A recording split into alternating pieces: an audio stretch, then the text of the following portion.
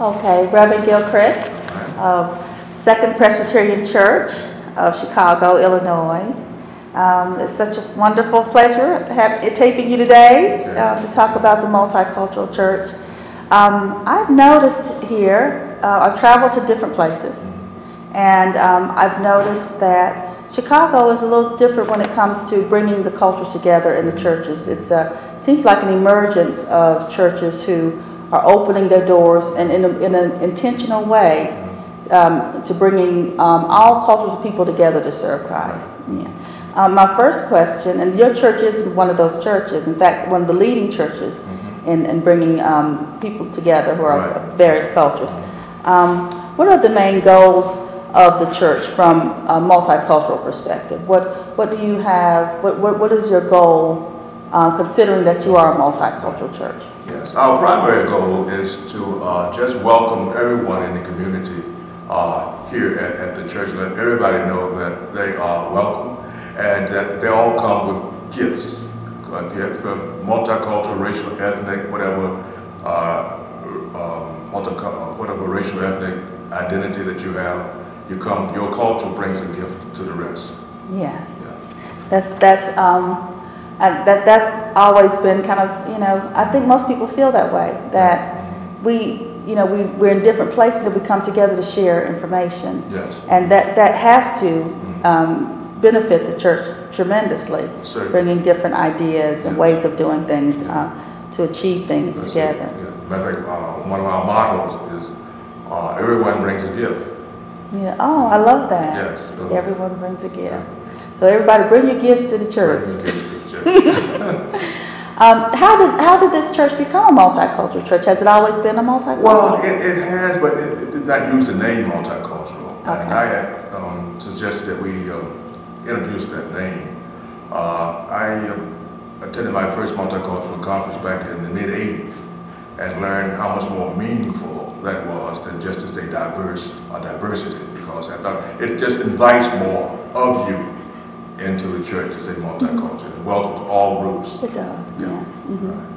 It does. I like diversity means, I don't really know what diversity means. It just means different. Well, it can mean many things. Right. Many different things. Right. Yeah. But multicultural, that hits it right away. And that's exactly what we're talking about here. Yeah. Multicultural. Yeah. Multicultural. Have there been any obstacles that you've had to overcome that may help another church who are experiencing the same kind of issue? Well, when we try this experiment, and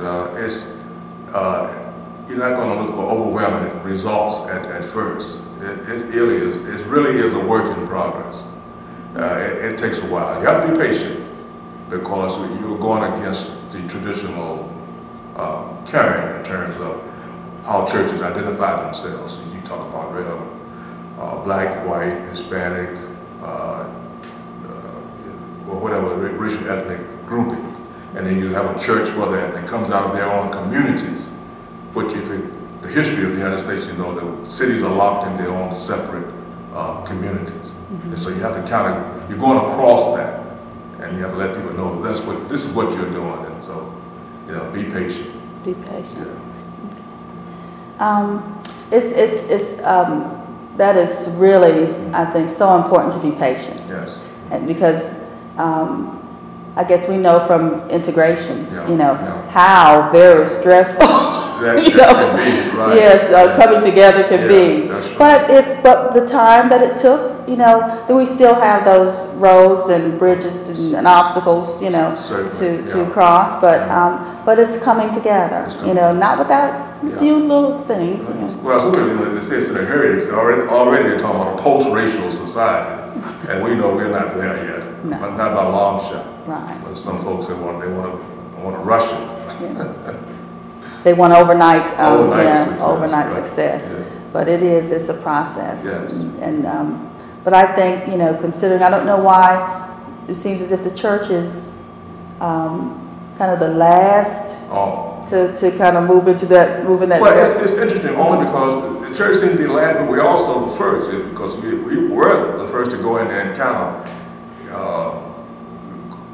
doing the integration to kind of go in there do what we need to do to make it happen. That's true. You know, while Martin Luther King, the Civil Rights Movement, Those are all led by pastors. the church. The Yeah. church just got out there and did that marching and That's right. made it That's right. happen. Yeah. Okay. Yeah.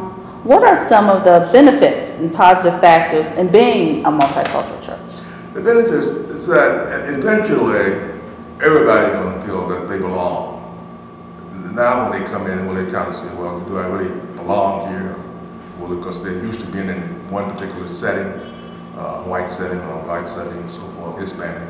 But now when they come in, and they can say, well, yes, this will work for me. It's not going to work for everybody at first, but eventually there's enough of those out there who can understand what we are doing and feel comfortable here doing it. So it works in that way. That's wonderful. What are some of the important factors that a pastor should consider when working with the I know we probably hit on a couple of those already, but are there any key points that, other than waiting and be patient, that a pastor can prepare himself for if he's deciding to move the church in that direction? To begin to look at your signage, how do you introduce yourself to the church, make sure that it's all inclusive and everyone is invited and you're using the proper names. I think it's very helpful. Okay. Be careful about not excluding, but always including. Even with your pictures, you want to have everybody on your pictures and make sure that they see a full view of the church in that sense. Okay.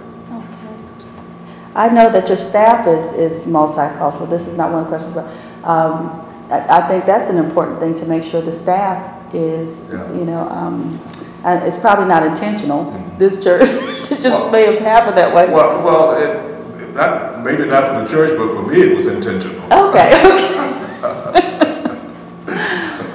That's one of the things I felt that we need. If you're going to lead people, the staff and the pastorate and the clergy need to look like the people you're leading. So they each need to have someone visible to say, yes, I can be a pastor, yes, I can be administrative assistant, or I can be a sexton, or what have you in the church. I can be a deacon or an elder, or any of those groupings. And I think those, we have these issues today, not in our church, but in other, places where they're saying any intentional effort to put somebody of a particular culture in a position is a level of discrimination. But